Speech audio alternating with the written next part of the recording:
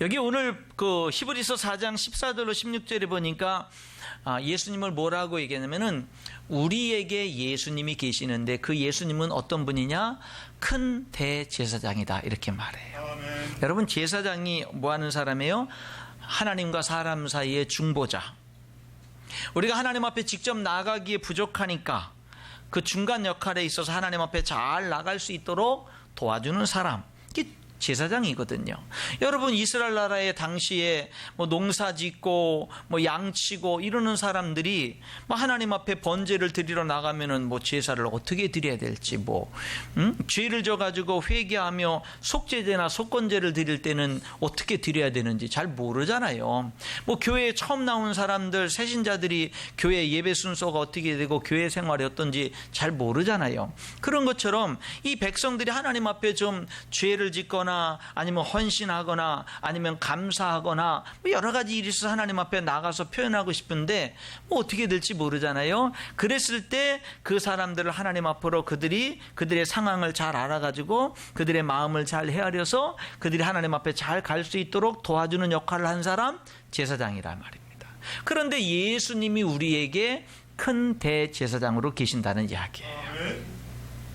그러니까 예수님이 우리를 하나님 앞으로 잘 인도해주는 그런 역할을 하는 제사장으로 계신다라고 말씀하고 있는 겁니다. 자, 여러분에게는 예수님이 계셔요. 그런데 우리들이 이 시간 생각해 봐야 될 것이 뭐냐면 예수님은 어떤 분일까? 예수님은 어떤 분인가? 오늘 본문은 이렇게 말합니다. 예수님은 여러분을 돕는 분입니다. 예수님은 우리를 돕는 분이에요. 어떻게 돕느냐? 능히 돕는 분입니다.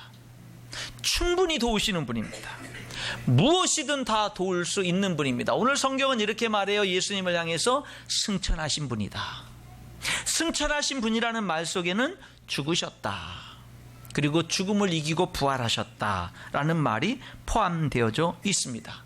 여러분, 우리들의 대제사장이신 예수님이 어떤 분이냐면요, 죽음을 이기신 분이에요. 마귀를 이기신 분입니다. 모든 것을 이기신 분이에요. 능치 못함이 없는 분입니다. 하늘과 땅의 모든 권세를 다 가지신 분이 계십니다. 여러분의 문제가 어떤 문제든 해결할 수 있는 능력이 있으신 분입니다. 여러분, 오늘 우리는 이런 하나님의 음성을 들을 수 있어야 돼요. 예수님은 나의 모든 문제를 해결할 수 있다. 예수님은 지금의 나의 문제를 해결할 수 있다. 지금의 나의 간절한 문제, 지금의 나의 어려운 문제, 지금의 나의 이 간절한 도움이 이 필요한 문제를 예수님은 해결할 수 있다라고 하는 하나님의 음성을 들을 수 있기를 주님의 이름으로 축원합니다. 예수님은요, 승천하신 분이에요. 죽음까지 이기신 분입니다. 여러분, 그 예수님은 우리를 충분히 도울 수 있는 능력이 있으신 분인데 그분은 우리를 진심으로 도우시는 분입니다. 여기 보니까 15절에 동정하는 분이다. 우리의 연약함을 동정하지 못하실 분이 아니다. 그분은 우리들의 연약함을 동정하시는 분이다. 옛날 이전 성경에서는 체휼하시는 분이다. 이 체휼한다는 말은 함께 느낀다, 공감하고 긍휼력이고 함께 느낀다. 예수님은 우리의 문제를 정말로 공감하기 위해서, 함께 느끼기 위해서 그분이 우리와 똑같은 사람이 되셨습니다. 우리와 똑같은 육신의 몸을 입고 똑같은 사람이 되셨습니다. 그래서 우리들의 모든 연약함의, 아픔의 문제들을 예수님이 어떻게 하는 분이에요? 체휼하고 동정하시는 분이다라고 하는 것입니다. 이 말은요, 이런 뜻입니다. 예수님은 우리를 진심으로 돕고자 하는 분이다라는 뜻입니다. 그 사울이라고 하는 사람, 바울이 예수님 믿기 전에 믿는 사람들을 굉장히 핍박했잖아요. 스데반 죽이는데 앞장서고 많은 사람 감옥에 가두고 핍박하는데 앞장섰는데 다메섹에 가다가 그가 부활하신 예수님, 빛 가운데 나타나신 예수님을 그가 만납니다. 그때 예수님이 이 사도 바울에게, 이 사울에게 뭐라고 얘기했냐면 이렇게 말해요. 사울아, 사울아, 내가 왜 나를 핍박하느냐 그러잖아요.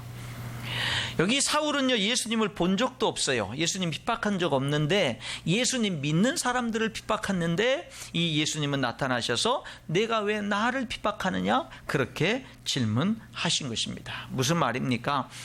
하나님의 사람들의 어려움 속에 함께 하시는 예수님의 모습을 여기서 말씀하고 있는 겁니다. 여러분, 예수님은요, 전능하신 분인데 그분은 우리를 진심으로 돕기를 원하시는 분입니다. 그래서 우리를 돕기 위해서, 우리를 정말 돕기 위해서 우리 대신 죽기까지 하신 분입니다. 성경은 이렇게 말해요. 자기 아들을 아끼지 않고 죽음의 십자가의 죽음에 내어주신 하나님이 어찌 그 아들과 함께 모든 좋은 것을 주시지 않겠느냐. 하나님이 이렇게 말합니다. 여러분, 하나님은요, 우리를 돕고자 하시고 예수님은 여러분들을 진심으로 돕기를 원하시는 분이십니다. 오늘 성경이 이렇게 말해요. 믿는 도리를 굳게 잡을지어다. 우리가 믿는 도리를 굳게 잡을지어다. 여러분, 믿는 바를, 여러분들이 믿는 바를 굳게 잡으라는 겁니다. 여러분들이 하나님을 믿는 그 믿음을 어정쩡한 믿음 상태로 두지 말고 굳게 하라는 겁니다. 여러분들이 믿는 그 믿음을 강건한 믿음으로, 굳건한 믿음으로, 다시 말하면 확실한 믿음으로 붙잡으라 이 말입니다. 여러분 보세요. 이런 뜻이 담겨져 있는 겁니다. 예수님이 뭐예요? 나를 위해 죽으셨잖아요. 예수님이 나를 위해 죽으셨잖아요. 이 진리를 굳게 붙잡으라는 겁니다. 맞습니다. 하나님, 예수님은 나의 죄 때문에 나를 위해서 죽으셨습니다. 하나님은 예수님을 나를 위해서 죽게 하실 정도로 나를 분명히 사랑하십니다. 여러분, 이 믿음을 굳게 하라는 겁니다.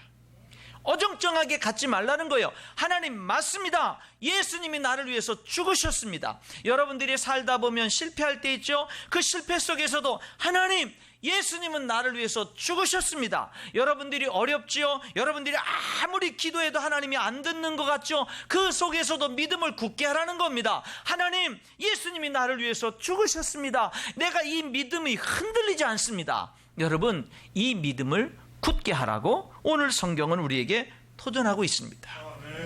우리를 위해서 죽으신 예수님이 죽음을 이겼어요. 부활했습니다. 하나님 맞습니다. 예수님, 나를 위해서 죽으신 예수님 부활했습니다. 죽음을 이겼습니다. 마귀 권세를 이겼습니다. 이 사실을 분명히 하라는 겁니다. 이것을 믿긴 믿는데 믿는 것 같지도 않고 안 믿는 것 같지도 않고, 어떤 때는 믿는 것 같은데 어떤 때는 안 믿는 것 같고, 나도 믿는지 안 믿는지 잘 모르고 뭐 맨날 이렇게 헤매는 삶이 아니라 확실하게 믿으라는 겁니다. 여기 뭐라 그랬어요? 우리가 믿는 도리를 굳게 잡을지어다. 우리 주님이 나를 확실히 돕는 것 같아요. 근데 어떤 때는 안 돕는 것 같아요. 어떤 때는 주님이 내 기도를 들으시는 것 같아요. 그런데 어떤 때는 안 들으시는 것 같아요. 여러분, 우리들이 그럴 때 있잖아요. 그런데 주님이 내 기도를 안 듣는 것과 같은 그런 때에도 뭐 하라는 거예요? 나를 위해서 죽으시고 부활하신 주님은 나를 확실하게 지금도 돕고 계신다.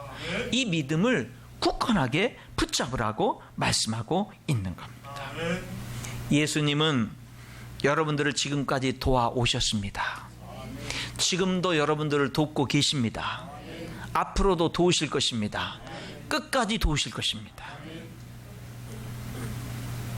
너무 요동치지 말자는 거죠.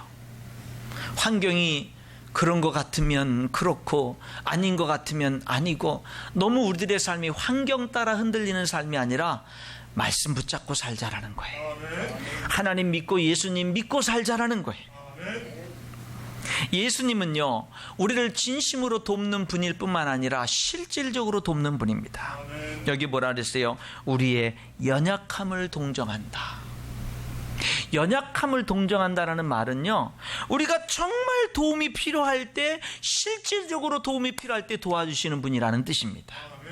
그래서 우리는 때를 따라 돕는 은혜를 얻기 위하여 은혜 보좌 앞에 담대히 나가자 그랬습니다. 때를 따라 돕는 은혜, 실제 도움이 필요한 때 주님 앞에 나갈 수 있다. 왜? 주님은 우리를 실질적으로 도와주시는 분이기 때문에. 내가 힘이 있고 잘 나가고 잘 될 때는 정말로 주님이 나와 함께하고 나에게 정말로 응답해주고 축복해주다가 내가 힘이 없고 넘어지고 별것 아닌 존재가 돼버렸을 때 정말 도움이 필요할 때는 외면하는 그런 주님이 아니라고 말씀하고 있는 겁니다. 성도 여러분, 오늘 이 히브리서 4장은 우리에게 이 말씀을 계속해서 강하게 선포하고 있는 겁니다. 나에게는 예수님이 계신데, 나에겐 예수님이 계신데, 부활하신 예수님이 계신데, 전능하신 예수님이 계신데, 연약함을 채울하시는, 연약함을 동정하시는 예수님이 계신데, 때를 따라 도와주시는 예수님이 계신데, 나에게는 예수님이 계신데 내가 누구에게 가서 청탁하는가, 내가 어떤 사람에게 가서 부탁하는가, 나에게는 예수님이 계신데, 나는 정말로 실질적인 도움이 되시는 예수님이 계신데, 나는 얼마나 내 삶에 어려움이 있을 때 그 예수님 앞에 달려나가서 엎드리는가, 나는 정말로 어떤 비전과 어떤 하나님의 도움이 필요할 때에 얼마만큼 하나님 앞에 달려나가서 이 예수님 앞에 달려나가서 도와달라고 부르시는가. 나에게는 예수님이 계시는데. 아멘. 오늘 성경은 또 이렇게 우리들에게 도전합니다. 예수님께 담대히 나아가라. 아멘. 은혜 보좌 앞에 담대히 나아가라. 하나님 앞에 담대히 나아가라. 오늘 성경은 이렇게 말한다. 여러분, 우리들에게 있어서 예수님이 계시는 것을 선포할 뿐만 아니라 그분께 나아가라. 그 예수님 앞에 나아가라. 너를 정말 도와주기를 원하는 그 예수님 앞에 제발 좀 나아가라. 이렇게 말씀하고 있는 겁니다. 내가 산을 향하여 눈을 들리라. 나의 도움이 어디서 올까? 아멘. 나의 도움은 천지를 창조하신 하나님에게서 온다. 아멘. 그렇게 시편 기자는 고백했습니다. 여러분, 이 다윗은요, 하나님을 믿고 나서는 그가 변함없는 믿음으로 하나님을 믿었어요. 그러니까 여러분, 우리들의 믿음이 좀 어렸을 때는 좀 요동치고 흔들려도 좀 신앙생활을 좀 하면 우리들의 믿음이 여기 오늘 성경 말씀처럼 믿는 도리를 굳게 잡는 믿음이 돼야 돼요. 좀 흔들리지 않는 믿음, 자꾸 맨날 요동치는 믿음이 아니고 좀 믿는 도리를 굳게 잡는 심지가 견고한 그런 믿음이 돼야 돼요. 우리 하나님은 능히 그런 분이거든요. 그런 분이거든요. 다윗은 하나님을 믿을 때 변함없는 믿음으로 하나님을 믿었어요. 아멘. 변함없는 믿음으로. 아멘. 그런데 그의 환경은 요동쳤어요. 잘 나갈 때도 있었고, 사울왕이 10여 년 넘는 세월 동안에 이 다윗을 죽이려고 혈안이 돼서 쫓아다니면서 평생 정말로 그 10년이 넘는 세월 동안에 도망자 신세로 그저 인생의 꿈과 비전은 없이 살기 위해서만 몸부림쳤던 그런 세월들도 다윗에게 있었어요. 그런데 그 사울왕에게 쫓겼던 10여 년의 그 살기 위해서 몸부림쳤던 그때가 가장 성령 충만했고, 그때가 가장 주님과 가까이 동행했어요. 아멘. 그때 하나님을 가장 많이 알게 됐어요. 여러분, 하나님은 다윗을요 10년이 넘도록 사울왕에게 붙잡히지 않도록 실질적으로 보호해 주셨고 도움이 되어 주셨습니다. 한 번은 포위가 돼서 붙잡힐 수밖에 없는, 더 이상 도망갈 수 없는 지경에 그렇게 처한 적도 있었습니다. 그때는요 블레셋이 쳐들어와서 사울왕이 다윗을 잡는 것보다 더 다급한 국가적인 문제가 생겨서 포위망을 풀고 어쩔 수 없이 블레셋과 싸우기 위해서 이제 다윗을 다 잡은, 눈앞에 다 잡게 됐는데 그 포위를 풀고 블레셋과 전장에서 가야만 되는, 그렇게 하나님이 역사해서 다윗을 도와주신 적도 있습니다. 아멘. 여러분, 하나님은요 우리를 도와주시는 분이에요. 그런데 문제가 뭐냐? 안 도와주시는 것처럼 느껴질 때가 있다라는 거죠. 맨날 강단에 서면 목사님은 맨날 하나님은 우리를 도와주신다, 하나님은 살아계신다, 하나님은 우리를 사랑하신다 이렇게 외치는데 내 삶을 보면 아닌 것 같은 거예요. 하나님이 살아계시면 왜 이러지? 하나님이 날 도와주시면 왜 이러지? 이런 것들이 우리에게 있다라는 거예요. 하나님이 안 도와주는 것처럼, 나는 안 도와주는 것처럼 우리들이 느껴질 때가 있다라고 하는 겁니다. 성경 한번 볼까요? 회당장 야이로가 12살 된 딸이 죽어갈 때 예수님께 와서 도와주세요. 제 딸 좀 죽기 전에 좀 도와주세요. 그래서 예수님이 그 집에 가고 있는데 가는 도중에 죽어버렸습니다. 근데 예수님이 그 집에 가서 즉시 살려 주었습니다. 가는 도중에 12년 혈루증 앓던 여인이 예수님의 옷자락만 만져도 내 이 병이 불치병이 낫겠다 생각해서 이제 예수님의 옷자락을 만졌는데 즉석에서 그 병이 고침을 받았습니다. 소경 바디메오가 눈을 뜨게 해달라고 예수님께 부르짖었는데 사람들이 꾸짖고 조용하라고 할 때 더 소리치면서 예수님 앞에 내 눈을 뜨게 해달라고 부르짖었을 때 예수님은 즉석에서 그의 눈을 뜨게 해주셨습니다. 성경은 예수님 앞에 나와서 도와달라고 한 그런 예수님 앞에 위대한 청탁을 한 그런 수많은 사람들을 즉석에서 문제를 해결해 준 수많은 내용들을 성경은 기록하고 있습니다. 그런데 이런 내용도 기록하고 있어요. 가나안 여인이 예수님께 와서 흉악한 귀신 들린 딸을 고쳐달라고 애고를 합니다. 예수님이 어떻게 반응하냐면 못 들은 척하고 그냥 가십니다. 계속 부르짖으니까 제자들이 와서 주님 좀 어떻게 해주세요. 그러니까 예수님께서요 뭐라고 얘기하냐면 나는 이스라엘 사람들 문제 해결해 주기도 바빠. 그러면서 그 여인을 또 외면합니다. 그 여인이 와서 예수님 제발 좀 내 딸을 불쌍히 여겨주시고 귀신이 들린 딸을 좀 고쳐주세요. 간절히 애고를 하니까 예수님이 이렇게 말합니다. 내 자녀에게 줄 음식을 개에게 던져줄 수는 없다. 그렇게 말합니다. 그래도 이 여인이 예수님 맞습니다마는 개도 주인의 상에서 떨어지는 부스러기 먹고 살지 않습니까? 그렇게 말했을 때 예수님이 갑자기 태도가 돌변하시면서 딸아 내 믿음이 크도다. 내 믿음대로 될지어다. 그렇게 말씀하셔요. 어떤 경우는 즉석에서 응답해 주시는데 어떤 경우는 외면하는 것 같고 무시하는 것 같고 짓밟는 것 같고 그렇게 합니다. 그래서 결국에는 이 여인의 위대한 믿음을 드러내시는 테스트를 통해서 수많은 사람들에게 이 여인의 엄청난 믿음을 드러내시는 그런 모습도 봅니다. 고린도후서 1장에 보면은요 사도 바울이 이렇게 고백합니다. 사도 바울은 하나님의 수많은 응답을 받은 사람이고 하나님의 위대한 일을 했던 정말 하나님께 정말 멋지게 쓰임받은 하나님의 사람인데 그가 이런 고백을 해요. 내가 살 소망까지 끊어지고 마음의 사형 선고를 받은 줄 알았다. 이렇게 말을 해요. 그러니까 하나님이 그가 죽음 직전에 이제는 내가 죽었구나 하는 직전까지 이르렀는데도 하나님이 안 도와주셨다라는 거예요. 안 건져주셨다라는 말입니다. 그래서 살 소망이 끊어지고 환난과 핍박과 어려움 속에서 마음이 이제는 사형 선고를 받은 줄 알았다. 이제는 끝났구나. 내 인생 이제 끝났구나 라는 지경까지 가도록 하나님이 그를 돕지 않은 그런 경험을 고백하고 있는 겁니다. 그런데요 그것을 고백하면서 이런 얘기를 덧붙여요. 그리스도의 고난이 내게 넘친 것 같이 하나님의 위로도 내게 넘쳤다. 아멘. 그런 얘기를 해요. 아멘. 내가 살 소망이 끊어지고 마음의 사형 선고를 받은 그 지경까지 가는 그 지경까지 갔을 그때에 그만큼 고난이 넘친 것처럼 하나님의 위로도 넘쳤다. 그 속에서 나는 가까이 하시는 하나님을 만났고 나와 함께 하시는 하나님, 나를 너무나 위로해 주시는 하나님을 만났다라고 고백을 하는 겁니다. 그러면서 이런 고백도 합니다. 하나님이 나를 그런 지경까지 가도록 그렇게 내버려 두신 것은 더 이상 내 자신을 의지하지 말고 죽은 자도 살리시는 하나님만 의지하게 하려 하심이라. 이런 고백도 했습니다.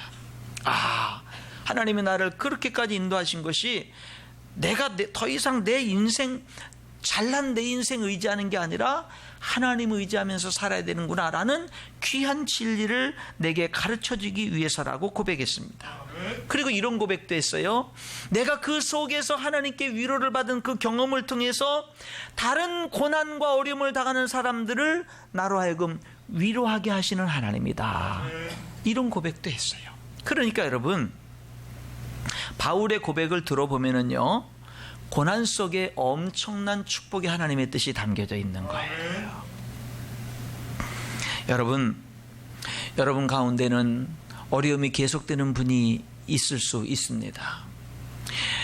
하나님이 이 정도면 이제 끝내시고, 이 정도면 이제 응답해 두시고, 이 정도면 이제 좀 그만하시고 나를 좀 승리케 세워주면 좋을 텐데 아직까지 어려움이 계속되도록 하나님이 아직까지 그 어려움을 내 속에 남겨두신 그런 것들을 경험하는 분들이 있을 수 있습니다.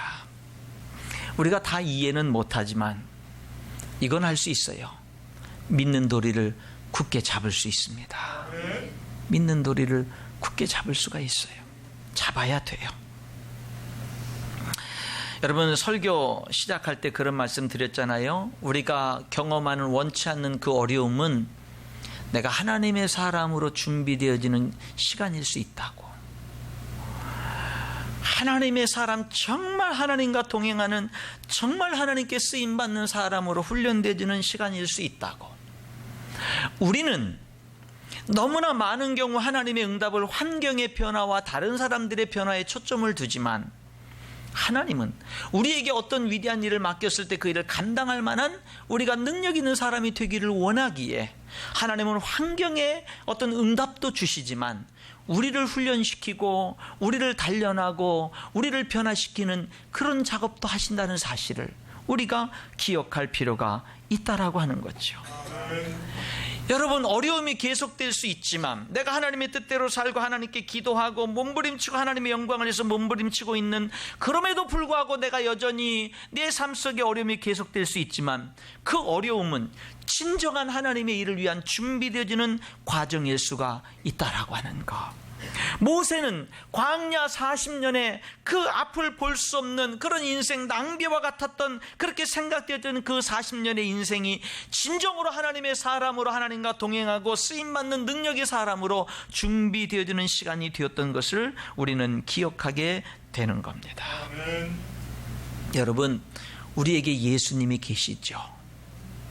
믿는 도리를 굳게 잡아야죠. 그리고 그분 앞에 나가야 돼요. 어려우면 그 어려움 때문에 주님 앞에 더 나가야 돼요. 힘들면 힘든 것 때문에 더 나가야 돼요. 실패했으면 실패했던 것 때문에 더 나가야 돼요. 시험이 오면 시험이 오는 것 때문에 더 나가야 돼요.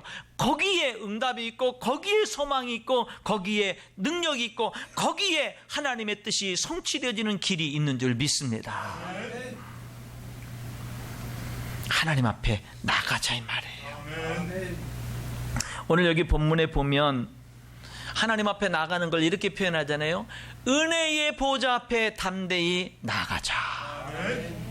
여러분, 하나님, 거룩하신 하나님, 전능하신 하나님, 심판자 하나님이 앉아 계신 보좌 앞에 우리가 서면, 죄인된 우리가 그 앞에 서면 그 주님이 앉아 계신, 하나님이 앉아 계신 보좌가 여러분 심판의 보좌지. 요한계시록에 나오는 백보자 심판의 보좌 앞에 앉아 계신 하나님처럼 우리가 하나님 앞에 서면 심판받을 수밖에 없는 죄인들 아닙니까? 그런데요, 하나님 앞에 딱 하나님이 앉아 계신 보좌 앞에 딱 서서 보니까 그분은 심판자여, 나는 그분의 준엄한 심판을 피할 수 없는 초라한 죄인의 모습으로 덜덜덜 떨고 있는 내 모습이 아니라 하나님의 보좌, 앉아 계신 보좌 앞에 딱 서서 보니까, 그 눈을 들어 하나님이 앉아 계신 보좌를 바라보니까 그 보좌가 심판의 보좌가 아니라 은혜의 보좌예요. 그 보좌가, 심판의 보좌가 은혜의 보좌로 바뀌어 있어요. 왜? 나를 위해서 죽으신 예수님 때문에, 나의 모든 죄를 대속해서 죽으신 예수님 때문에 그 하나님이 앉아 계신 심판의 보좌가 은혜의 보좌로 바뀌어 있는 거예요. 그러니까 예수님이 여기서 이렇게 말하는 거예요. 그 은혜의 보좌 앞에 우리가 담대히 나갈 수가 있다. 이렇게 말씀하고 있습니다. 여러분, 우리 예수님은요, 심판의 보좌를 목숨을 버림으로 말미암아, 내어주심으로 말미암아 은혜의 보좌로 바꿔주셨어요. 그리고 그 은혜 보좌 앞에 담대히 나가서 하나님께 마음껏 구해라, 하나님께 어려움을 마음껏 토하고 도와달라고 마음껏 청탁하고 마음껏 하나님 앞에 부탁하고 하나님 앞에 마음껏 기도해라, 이렇게 주님은 은혜의 보좌로 만들어 주셨는데, 우리는 어려움이 있으면 사람에게 달려가고 낙심하고 좌절하고 하나님께 등을 지고 원망하고 불편하고, 여러분, 언제까지 우리들이 그렇게 살아야 되겠습니까? 모세는 젊은 시절에 자기 힘으로 이스라엘 백성들을 구원할 수 있다고 생각하고 도전했습니다. 자기 힘으로 자기가 준비한 것으로 충분하다고 생각했습니다. 그런데 실패했습니다. 오랜 세월 속에 무기력한 삶 속에서 그가 배운 것은 하나님을 의지하고 하나님께 순종하는 법을 배웠습니다. 하나님과 함께 한다면, 하나님이 내 삶 속에 나를 이끄신다면, 내가 하나님께 순종한다면 하나님은 내 삶을 통해서 위대한 일을 이룰 수 있다는 사실을 깨달았습니다. 그래서 그가 이스라엘 백성들을 바로 왕에게서 구출해낼 때 했던 일은 뭐냐면, 그 일을 진행하면서 어려운 일만 생기면 하나님 앞에 엎드리는 거였어요. 어려운 일만 생기면, 문제만 부딪히면 하나님께 나가서 엎드리는 것이었고, 그의 엎드림은 하나님의 응답으로 이어졌고 하나님의 능력으로 나타났던 것을 보게 되는 겁니다. 오늘 하나님은 우리에게 이렇게 말씀하십니다. 우리에게 큰 대제사장, 하나님께 나갈 수 있도록 도와주시는 예수님이 계신다. 믿는 도리를 굳게 잡아라. 그 예수님이 우리 위해 죽으셨다. 그 아들을 아끼지 않고 내어주신 하나님이 그 예수님과 함께 모든 좋은 것을 주시기를 원하신다. 날 위해 죽으신 예수님이 부활했다. 이 믿음 굳게 잡아라. 그 예수님이 나를 진정으로 구체적으로 실질적으로 도와주기를 원한다. 그러니 하나님 앞에 나아가라. 은혜의 보좌 앞에 담대히 나아가라. 여기 마지막 16절에 그러므로 우리는 긍휼하심을 받고 때를 따라 돕는 은혜를 얻기 위하여 은혜 보좌 앞에 담대히 나아갈 것이니라. 여기 나아갈 것이니라, 이 말은요, 계속적인 행동을 말하는 겁니다. 한 번, 두 번 나가고 끝나는 게 아니라 계속 나가는 거예요. 계속 나가는 거예요. 실패해도 나가는 거예요. 성공해도 나가는 거예요. 어려워도 나가는 거예요. 끊임없이 하나님의 은혜를 찾고 그 은혜 보좌 앞에 나아가는 것을 말씀하고 있는 겁니다. 여러분, 하나님 앞에 나가십시오. 하나님 앞에 기도하십시오. 더 하나님께 매달리고요, 더 하나님 앞에 부탁하고요, 하나님 앞에 간구하는 저와 여러분의 삶이 될 수 있기를 주님의 이름으로 축원합니다. 기도하겠습니다.